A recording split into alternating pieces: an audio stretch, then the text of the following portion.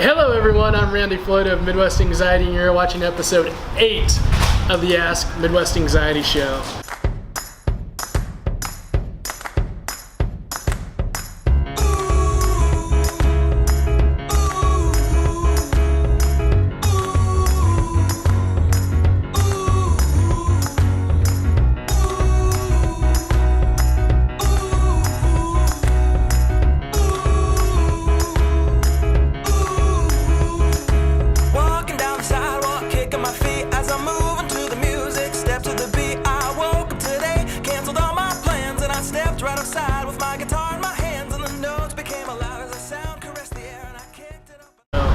So we're here at Corner Bakery today, and wanted to introduce you to a couple therapists to Midwest Anxiety. We got Kelsey and Jordan.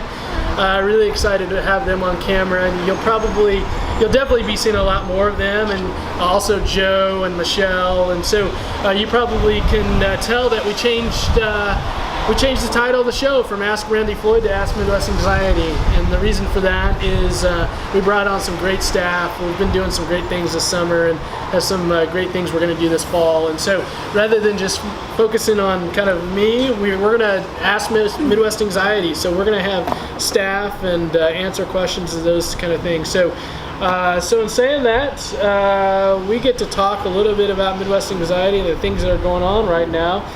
What do you guys like? Tell me a little bit. We got new computers. We got new computers. We all got new computers. They're so lightweight. They're lightweight. Yeah. Thank you, Apple. We all got new computers, which is great. We got new computers. We've been having a lot of FUN. A lot of fun. It's kind of fun to see all of our personalities and get together. And one of the cool things is not only do we like to have fun, but we're really passionate about helping people and really kind of getting into their world. And so we've been doing that, kind of brainstorming a variety of different ways where we're going to go this fall. So really, this is August 1st, and this is kind of when we start thinking about programming. Summer's over. It's time to get into fall and start working. So having said that, anything else before we get into the show? Let's get into the show. Let's get into the show. All right, who has the first question?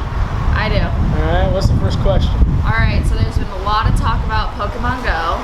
And Randy, what are your thoughts about it? First off, love Pokemon Go. I hear it drains your battery. This is what my sons are telling me, it drains your battery. But what I like about Pokemon Go is a couple different things. One is just getting people out, and that's the main thing. I think it's great for socialization, for kids that were concerned about playing video games and those things. Maybe playing in their homes and that. Now they're going out in the community and socializing. I've heard several good stories. The good thing about doing it in the community is you got a big truck coming through here. So it's getting people out in the community, and I've heard great stories from people where they go to some place and they see other people playing it, and so they're able to connect in a variety of different ways. So that's one thing I like about Pokemon Go, and I really think that we'll see more video out in the community. It's fun for us to be out in the community, but it's fun to see other people doing things in the community. So I'm really excited about seeing what else comes about. So that's one thing I like. The second thing I like is not only is it just getting kids out, but people that have anxiety and depression and those things, it's getting them out of their home, getting them out and doing something. And we talk about a lot of times just if you kind of get out, and no matter what you're doing, if you can get out, somehow that day, those moments, those times where you might not be feeling well, you kind of just do things that make you start to feel well. And you might get out and you might see someone, hey, and sometimes it's just seeing people that make you feel well and that kind of stuff. And so that's another thing I like, is that it just helps you get out in the community days that you may not be feeling well and that kind of stuff. As we start thinking about Pokemon Go and other types of community games, I think will really kind of help people that may be struggling socially and emotionally with these games in the community. So That's all I got for Pokemon Go today. I would say kind of one of my concerns about it, as we all know, is I'm a parent of 3, is, you know, you guys, we got to be careful about where we're going and kind of at these stops, and just safety. Go in pairs and that kind of stuff if you are playing. But Pokemon Go so far, it's got a thumbs up for me. Next question. Yeah. So, excuse me, my goodness, but you know, the truck's gone now. The truck's gone, and now I can't Hopefully talk. you heard Pokemon Go answer there.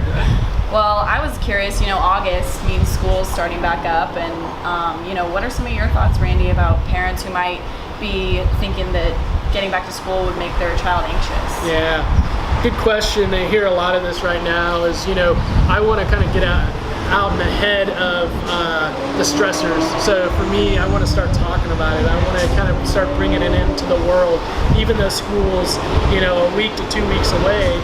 And so because of that, we start talking about, well, let's start talking to our children about it and not preparing for all the what ifs. It's just like, hey, this is coming, this is what's going to happen, you can handle it. And I think if we're talking with our kids, it's not about like trying to problem solve every little thing that might happen, because we know that we can't figure out all those things that might happen. But just preparing them for whatever happens. You can handle it, and just kind of going in that direction rather than saying, well, if you have a problem before school, then Mrs. So-and-so will be there, because you don't know. Mrs. So-and-so just may not be there. She may be in a meeting, or your teacher's going to be nice. We know. Well, sorry, teachers. I know we all try at times, but not all of us have our best days all the time. So teachers may not be the nicest some days and that kind of stuff. So we don't want to prepare them for all the what ifs, because that's an endless. We just want to say that you can handle it, and not only for children, but I think also for parents. You yourself can't prepare for all the what ifs, because I know not only do your children start getting anxious, but that probably starts to make you anxious. So just know that, hey, this is a process. It's kind of like a game. It's kind of like, well, here's my child moves this way, then how do I move? And so because of that, I think one thing we talk about all the time is just it being an experiment and just seeing how it goes. So I think the more we just go with, it is what it is, we'll handle it, we'll figure it out, and just kind of go from there. That's going to set you kind of in a better place than going, oh my gosh, we got to get this just right, and oh, this friend's not in your class, oh my gosh, what are we going to do? Just kind of relax, chill out a little bit, and take it as it goes. So I think for today, that's a good start for us. We got 2 questions.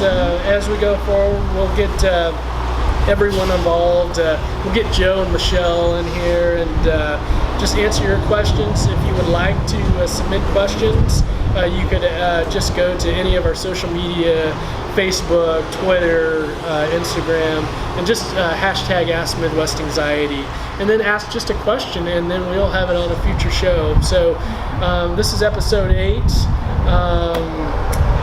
Ladies, have anything else before we end the show? Question of the day. Yeah, we got a question. Jordan, question of the day. Question of the day. You get to ask the question of the day. Ask everyone watching. You get to ask them anything. Okay, so this is a good one. What is your favorite breakfast food? Breakfast is probably my favorite, so I want to know what your guys' ideas are. What's your favorite thing to eat for breakfast? Well, they're answering that. What's your favorite breakfast of the day? I guess breakfast of the day. It's breakfast. I love omelets. Omelets? Yeah. What's in your omelet? Mushrooms, spinach, cheese for sure. Tomatoes sometimes, but it actually is even better if there's pancakes too. So little side of just want just a small side of pancakes, like 3 or 4. I'm gonna have to give a shout out to Ginger Sue's. Have you ever had their breakfast? No, Ginger Sue's, no. I'm telling you, their breakfast is on point. I also get an omelet, West Coast omelet to be exact. West Coast. Yeah. Might have to try that. So good. And I do get a side of pancakes, Jordan. Just a small side of pancakes. Just one big fluffy pancake. My breakfast is going to be, as people that know me, it's going to be really early in the morning. It's going to start out with coffee, a couple of cups of coffee, and then we're probably going to go into some water, I was born and raised in Texas first 10 years, so we got to have a Diet Dr. Pepper, and there are lots of liquids early in the Yeah, where's the Where's food? the substance? And then you start getting into Or a food. Depends pancake. on if I'm running or whatever. We're gonna grow up granola bar, but if I'm gonna sit down, Yeah. you guys are talking about like Saturday or Sunday. yeah. We want breakfasts. like a big, like I mean, your geez. favorite breakfast. Wow, yeah, favorite breakfast. So just what you could have. I'm gonna go Right. with omelet also, Jordan, but homemade waffles, peanut butter, syrup, powdered sugar, some strawberries. With an That's- omelet on top. With the omelet. I'm hungry. Yeah. So yeah, Jordan, ask a question. You put your comment, your favorite breakfast in the comments. Hey, this has been a great show. You guys keep asking the questions. We'll keep answering them. Till next time, take care, guys. See you soon. Bye. Bye.